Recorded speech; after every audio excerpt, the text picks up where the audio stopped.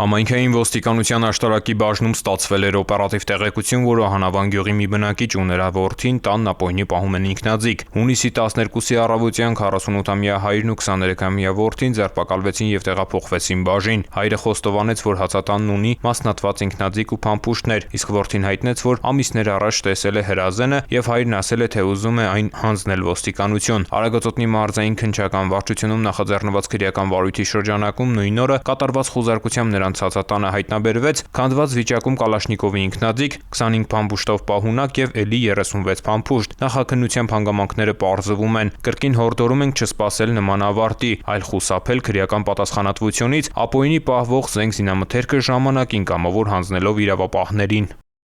Ծանուցում ենթադրյալ հանցանքի մեջ կասկածվողը կամ մեղադրվողը համարվում է անմեղ, քանի դեռ նրա մեղավորությունը ապացուցված չէ Հայաստանի Հանրապետության քրեական դատավարության օրենսգրքով սահմանված կարգով, դատարանի օրինական ուժի մեջ մտած դատավճռով։